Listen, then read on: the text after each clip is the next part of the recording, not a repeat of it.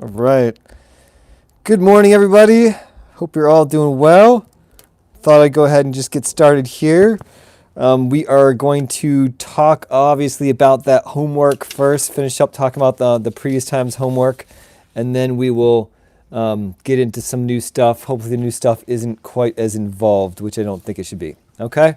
So, we got, let's see, 5 of us here right now, and hopefully some more joining us here in a little bit.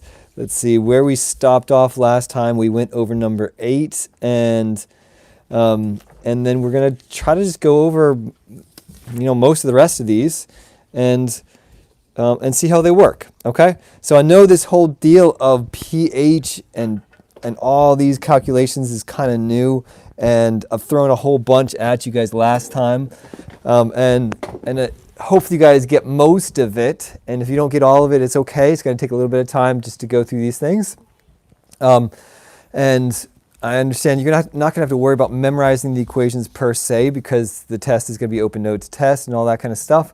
But make sure you're able to do these calculations and can make some sense of it. So number 8 was a great example of how this works. The other ones, the numbers are going to be not quite as nice probably as number 8, but yeah, we'll go through those. Okay. So any questions? So you don't say, oh, Mr. Kitts, I want to do number 11. I'll get to it. Okay. But any just general questions you guys have for me, stuff that you want me to explain, or just questions you guys have about anything. And as you guys are writing down your questions, let me just mention, we will be having a short test next week, all right? Because the week after spring break, and I just want to keep this, we're not going to cover everything for acids and bases. I just want to keep this as a fairly short unit and then just be done with it before spring break, and then start something new after spring break. So that's kind of what I had in mind. And so I'm planning on for next Wednesday having a test. All right, so just keep that in mind, and then we'll be doing review on Tuesday, and we're going to be doing something small new today and Monday, okay? So review Tuesday, test Wednesday, and then we'll be done. We're not going to meet on Thursday, and then Friday you guys already have off. All right, so short week next week, short unit, want to finish it up, have a test, and that's it. So with that being said, you guys need to make sure you don't fall behind in this stuff, okay? So any questions about anything before we jump into the answers? All right, not seeing any questions or anything from you guys. So, with that said, let's look at number 9 here together, and see what's going on here. So we are dissolving 1 gram of HNO3. We know that's nitric acid. All right, and if we didn't know it was nitric acid, we would know that it's an acid because that H in front. And I'm just going to tell you right ahead, all of these acids and bases that I give you will all be strong acids or bases. Weak acids and bases are done in a different way, and they're much more difficult. So we're only going to do the strong acids and bases. And the basic concept of them is that if I have 1 nitric acid, I will have 1 H+. So the amount of acid you have is equal to the amount of H+ that you have. And that's true more or less for all. Okay? So we have 1 gram of HNO3, and whenever we have grams, we have to convert that into moles and then convert that into molarity, because all of our equations are all based on molarity of your acid or your base or whatever. So let's just do that right now for number 9, okay? So HNO3, we need to get a molar mass for all of these, and so that's going to be 1 hydrogen. All right, clear this. 1 hydrogen, so that's 1.0079 plus 1 nitrogen, 14.007, plus 3 oxygens, 3 times 15.999, and that's going to be my molar mass for nitric acid, 63.012. Okay? So the first thing I'm going to do is I'm going to set up, all right, I got 1 gram of this, so I've got 1.0 grams HNO3, convert it to moles, so 1 mole on top over 63.012 grams. Figure out how many moles I have. So it's just 1 divided by that. That's going to get me moles of nitric acid. Okay. 0.01587. And I'm just going to leave one extra significant figure. I can always do my rounding at the end. That's what I like to do. All right, that way you avoid any kind of rounding errors.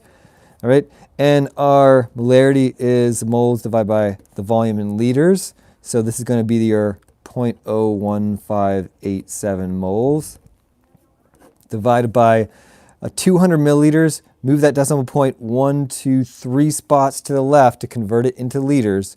So that's going to be 0.2 liters with 3 sig figs divided by 0.2. Okay, and that is my molarity, 0.07935 moles per liter. That is the molarity of nitric acid, and we're going to say that's also the molarity of your H+. Because this is an acid, that tells us that our H+ molarity is the same as the molarity of the HNO3, 0.07935 moles per liter. Why?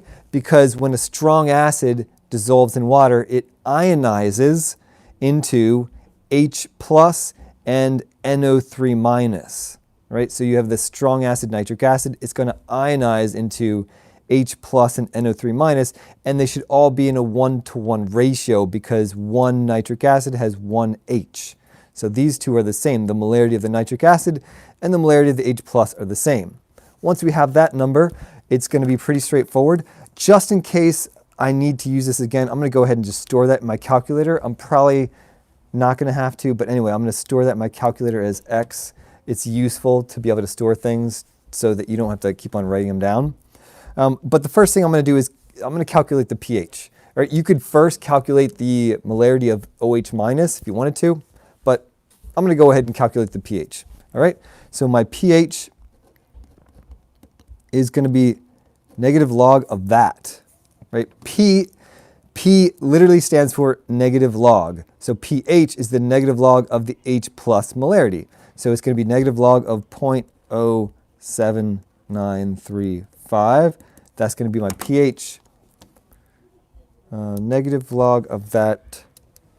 And that's going to be the most important thing that you're going to calculate, your pH. 1.100.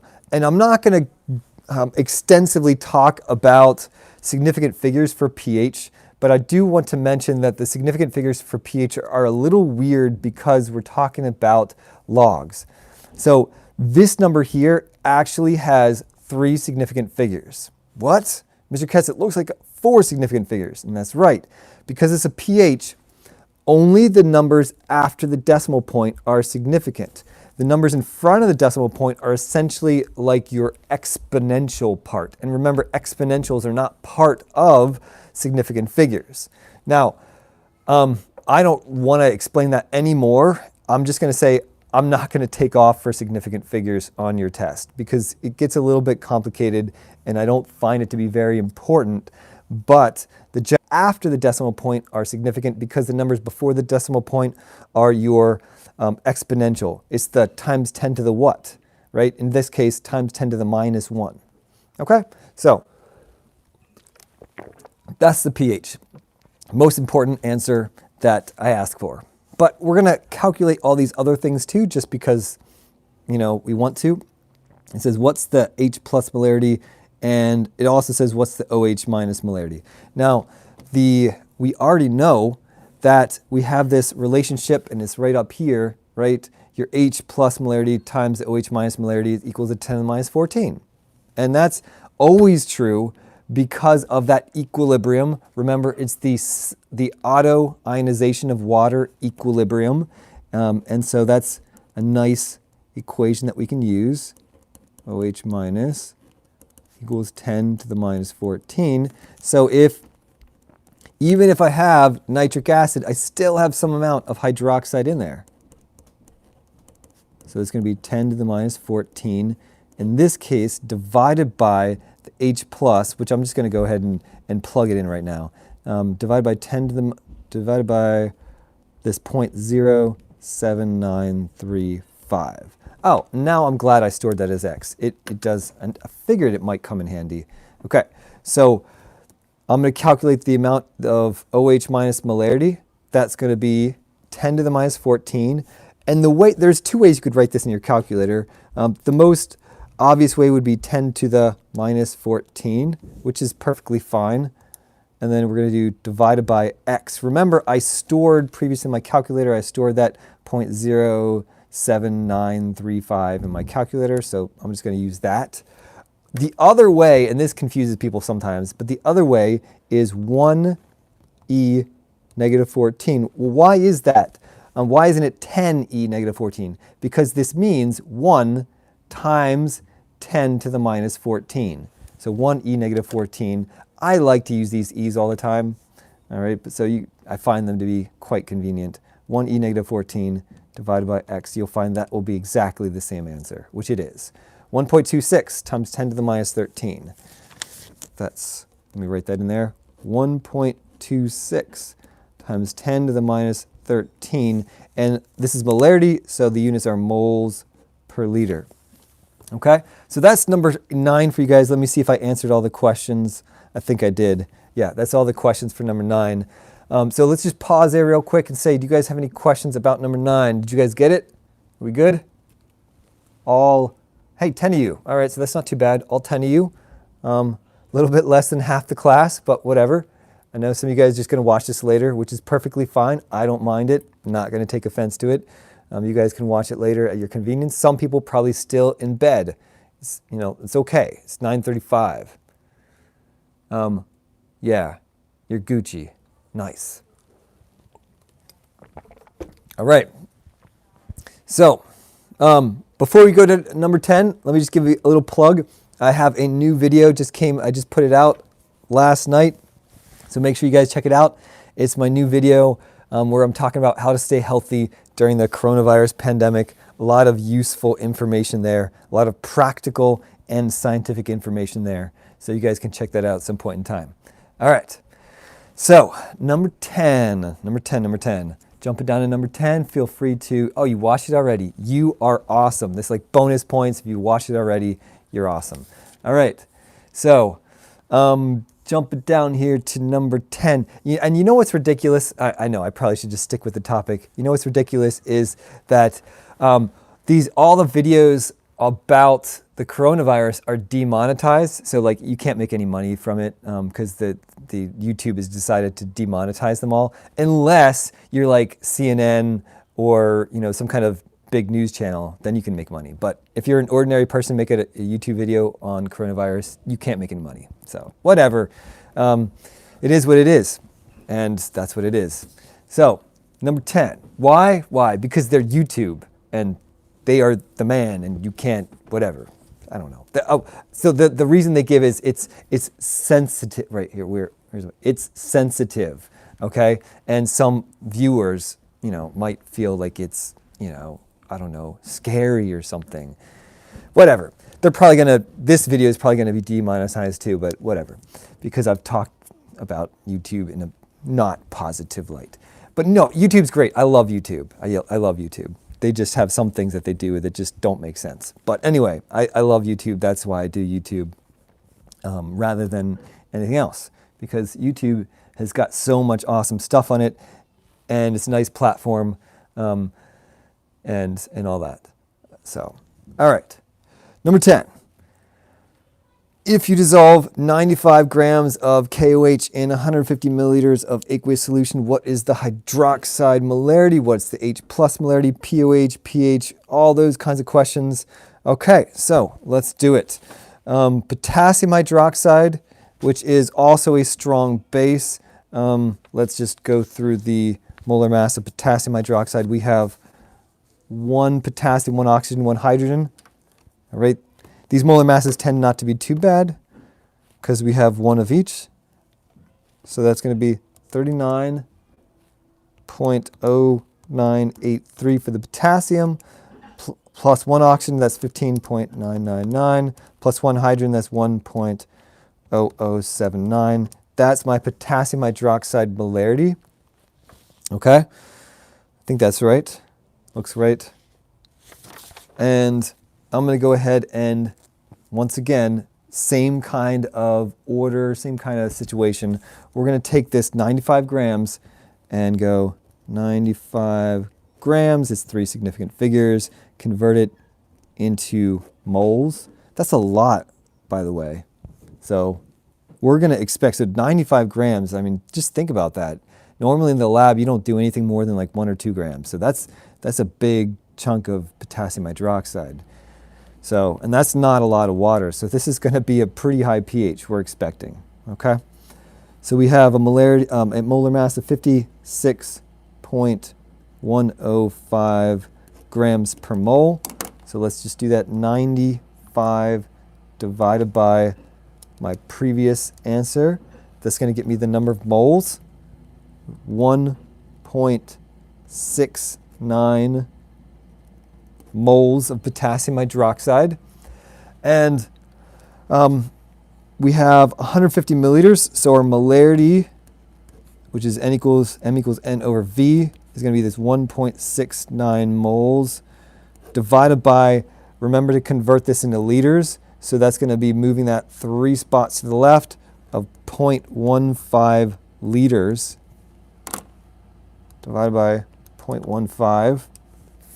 And that's a pretty large molarity. That's 11.3 moles per liter, which is possible. Okay, potassium hydroxide is fairly soluble, so this is a possible thing. All right. Once again, I'm going to go ahead and just store that in my calculator as X because I'm probably going to have to do more than one calculation with it.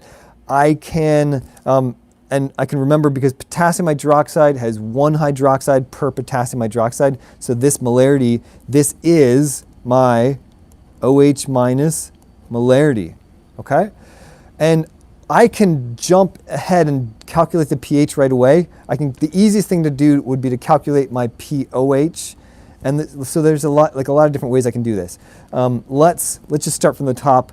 Let's calculate the pOH first, okay? So my pOH, remember the P is a negative log, so this is going to be negative log of whatever this is, 11.3, okay? And that's going to be negative log of my X. And that's pretty small, right? For a pOH, we get a negative number, negative 1.053. That's my 3 significant figures there. My pH, I'm going to just calculate the pH right away. pH equals 14 plus the log of the OH minus molarity, okay? Or what you could do is you could first calculate the H plus molarity and then calculate the pH. Either way is going to work, and you'll find you'll have exactly the same answer. So this is going to be 14 plus the log of my OH minus molarity. All right, and that's going to be a pH of 15.053.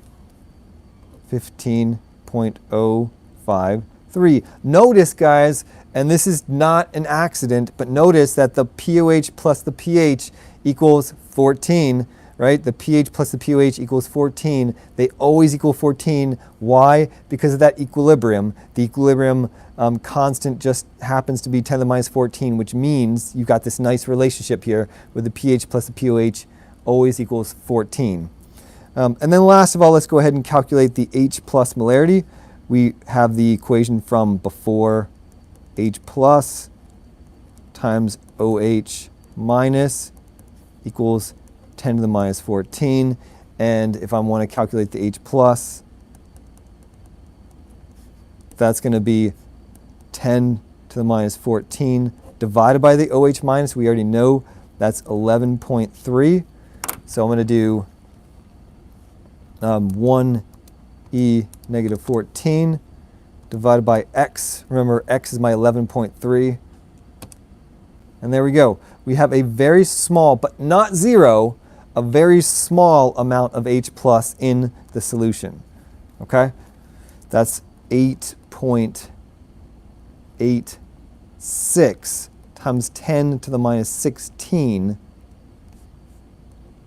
moles per liter. Okay?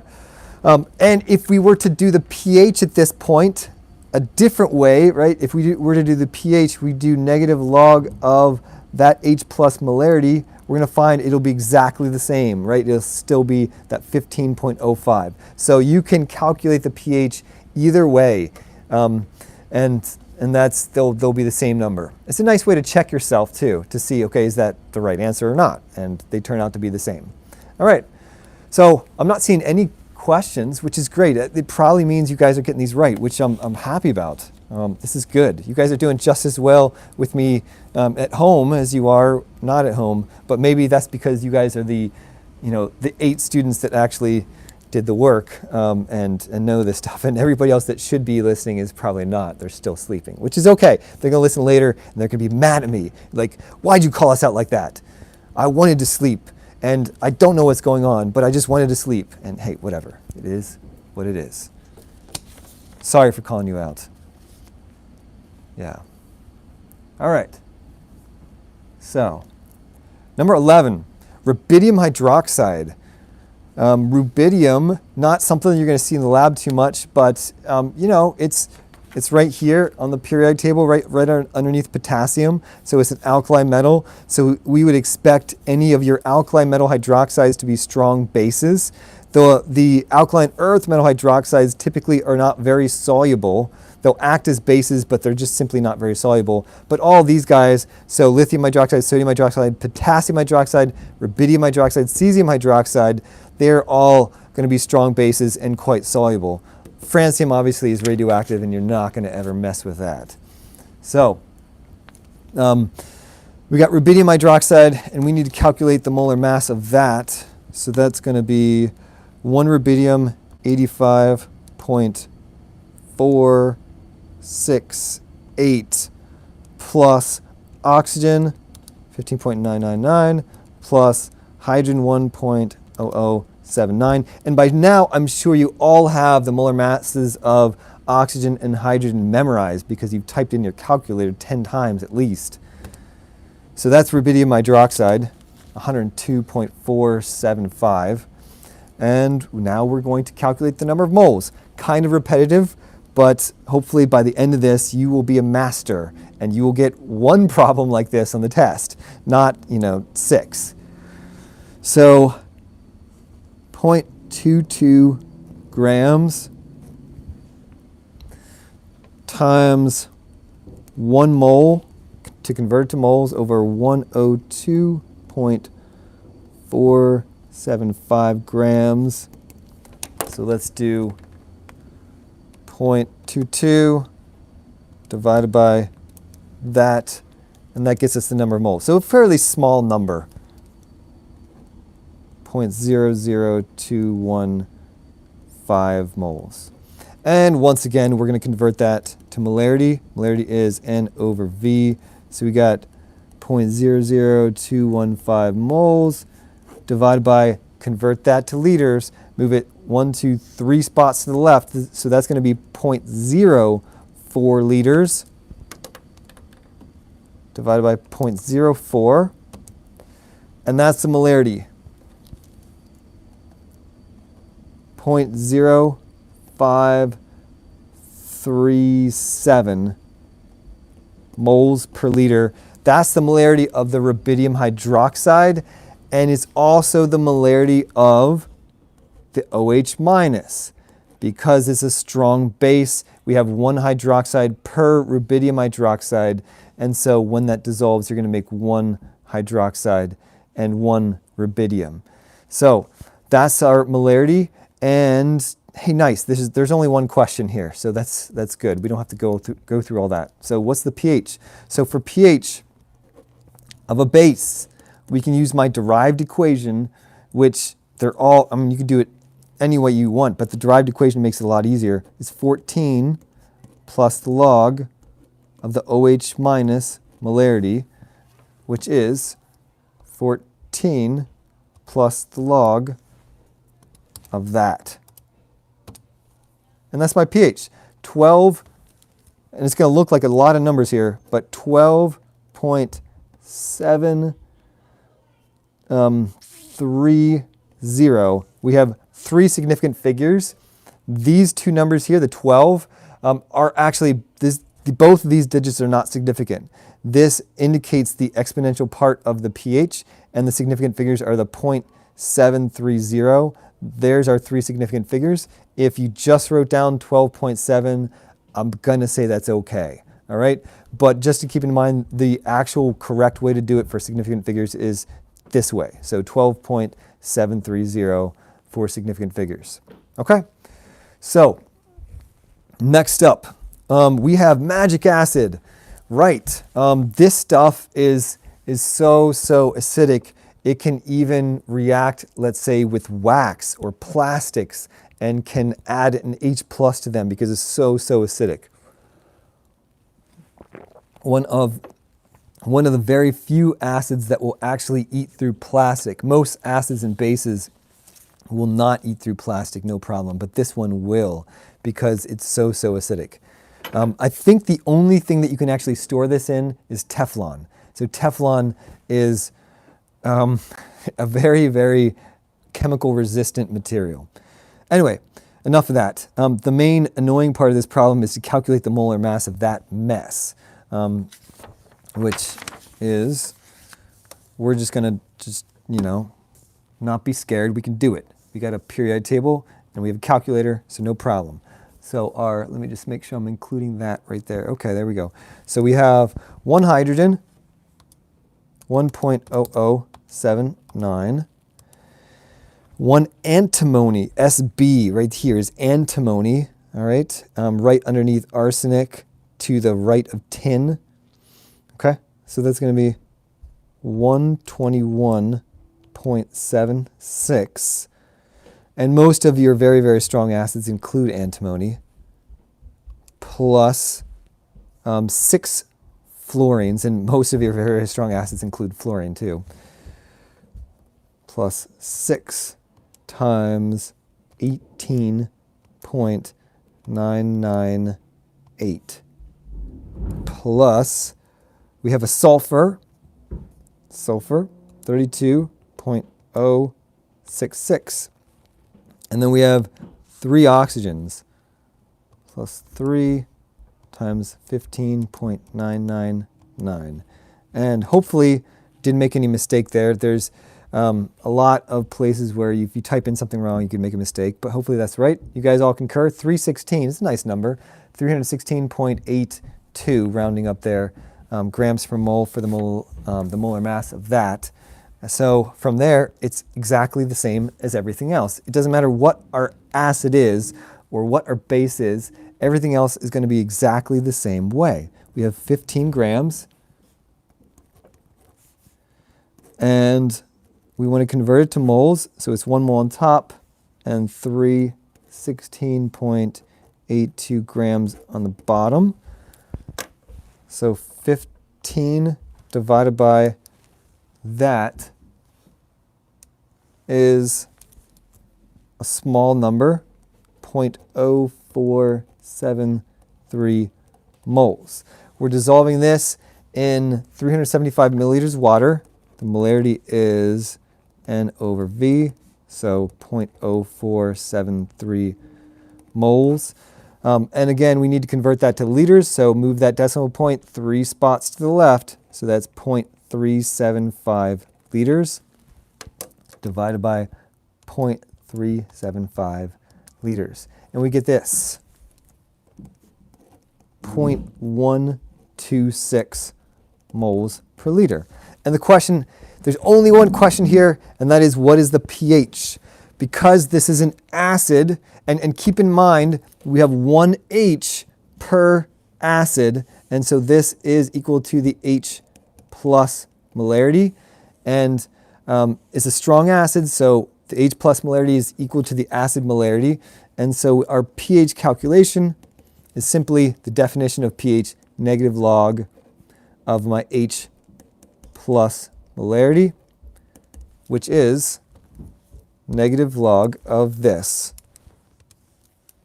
And that's going to be 0.899, right? 0.899, okay? Now, I want to pause and think about this for a minute, okay? Now, this pH, that's a pretty low pH, but it's not crazy low, all right? And we can, let me see, are there any other, most of these ones were bases here. Let me see what the pH, it's pretty similar to this one over here, right? It's pretty similar to the pH of this nitric acid. And you might be asking yourself, well, Mr. Ketz, this is this magic acid. Why isn't the pH like negative? Why isn't it super, super low? It is certainly possible to have a negative pH. And I want to ask you guys that question, and I want to hear your answers in the comments section. What do you think? Why is this pH not crazy low? Why isn't it, let's say, negative? What's going on? Isn't this supposed to be some kind of super powerful magic acid? What do you guys think? Now, there might be a time lag here. You guys are probably putting in your answers as we speak, but I haven't seen any of your answers yet. What do you guys think? What's causing this pH not to be super, super low? Anyone? Any takers? Anyone at all? Okay. Well, I guess I'll have to answer it then, if you guys don't think you know. The reason is that the pH has got a lot to do, or has almost everything to do, with the molarity, with how concentrated it is. So if I wanted to have a really low pH, I would need to put more acid in it. Yeah, you could say it either way. You could say it's the volume or it's the molarity, either way. So if I were to, let's say, make this instead of 375, if I were to make this 37.5 milliliters, use 1/10 the volume, then all of a sudden the pH is going to be lower, right? In fact, it's going to be 1 pH lower. So you just do this minus 1, okay? Or if I were to make this 3.75 milliliters, if that were possible, I'm not sure. I'm not sure you could get to that small of a volume, but maybe you could.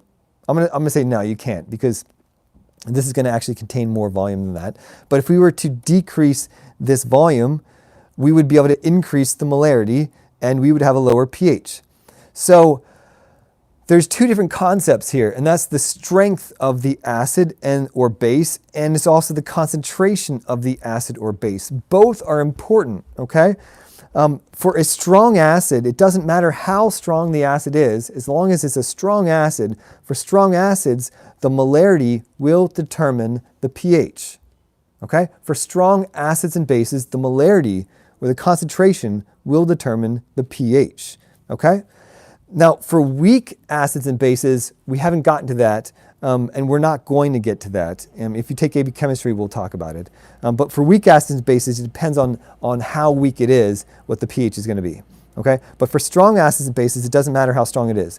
And so you might be wondering, hey, Mr. Ketz, what's so special about magic acid if at the end of the day, the pH is simply going to be the same?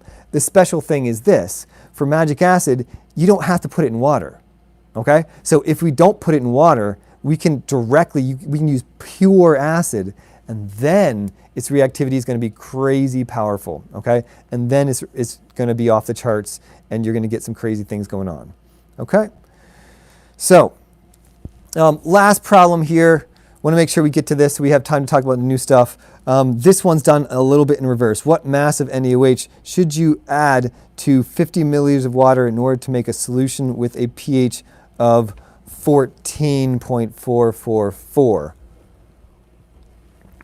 And in order to do this, this might be a little tricky for you guys. So I'm not going to ask a question like this in the test, but let's just go through it anyway. In order to do this, we need to just remember what everything is here, okay? So the first thing, because this is a base and we have a pH, I think the first thing that I'm going to do is convert the pH into a pOH.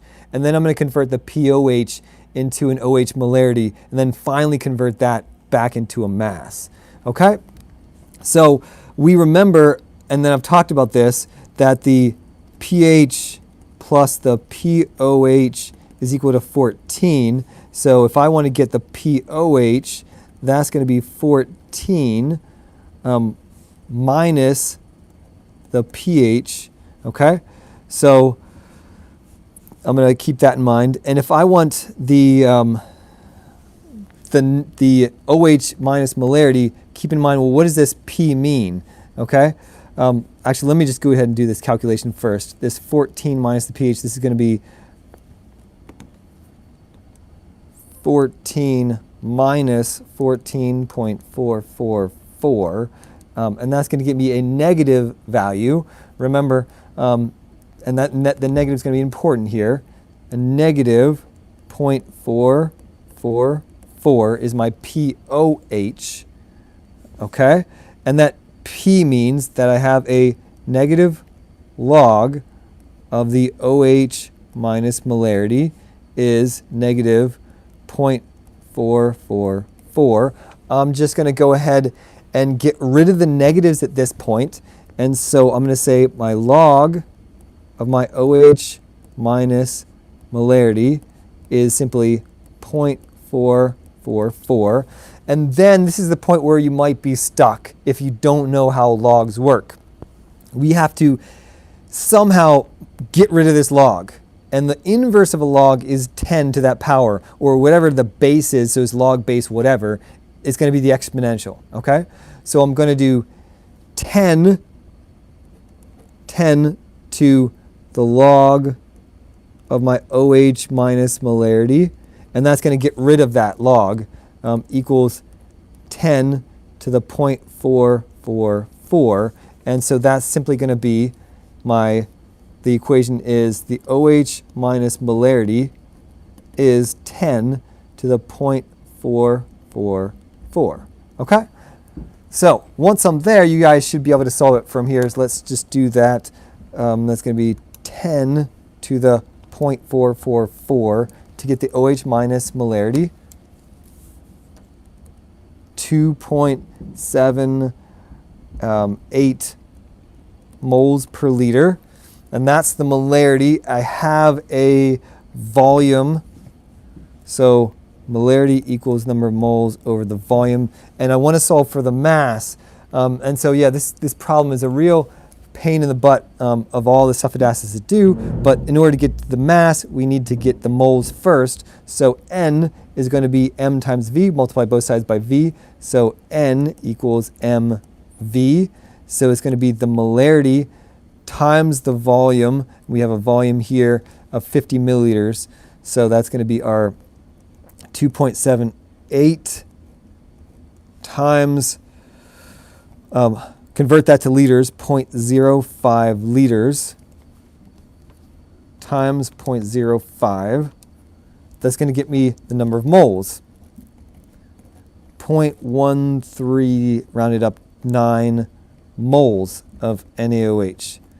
Last of all, and I'm not going to go over this, but the molar mass that we found already at the top of the page, we found the molar mass of sodium hydroxide is that, 39.997. So I've got moles, and so my mass, so if I want to convert the moles, 0.139 moles, convert that to a mass, that's going to be our molar mass on top, 39.997 grams per mole to get my final answer. And guys, sorry about scrunching all this stuff in.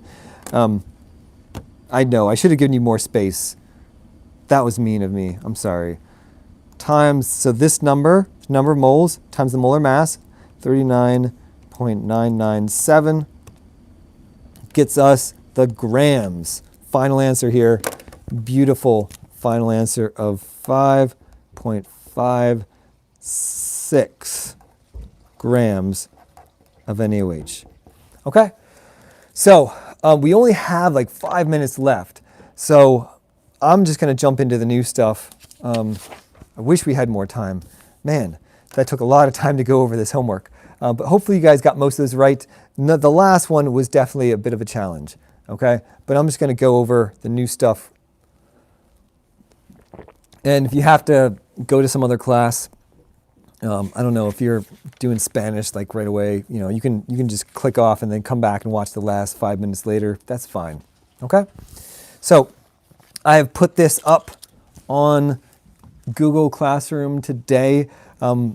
So if you checked early this morning, it wasn't up there, but I put it up, like, an hour or so ago.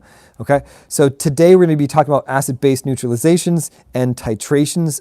Unfortunately, we can't do this lab.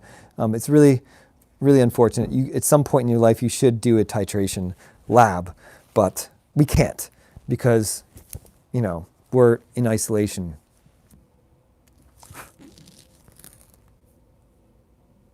All right. In your acid-base neutralization reactions, right? And you guys can check this out in your book too, but let's just look at it. What's going to happen is the acid will give its H to the base.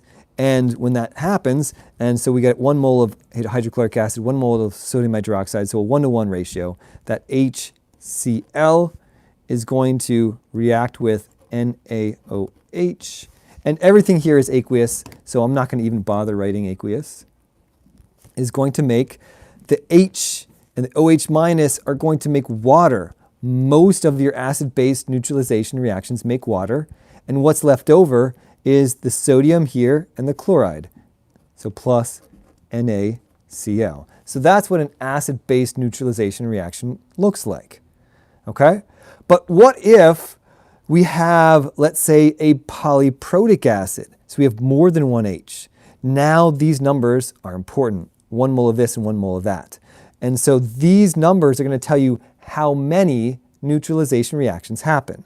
So if we have H2SO4, and we have, once again, sodium hydroxide, the H plus and the OH minus, once again, are going to come together to make H2O. If we have a 1-to-1 mole ratio, that's going to leave us with what? One of these H's is going to react with OH minus, but the other one is going to stay here. It's going to stay with the H2SO4, okay? So you're going to lose one H, put one H with the OH minus, but the other one is going to stay there. And so what you're going to be left with is the Na plus and HSO4 minus. So NaHSO4. That one's a little tricky, but you need to think through what's going on. You're only losing one H because these things are in a 1-to-1 mole ratio. Okay?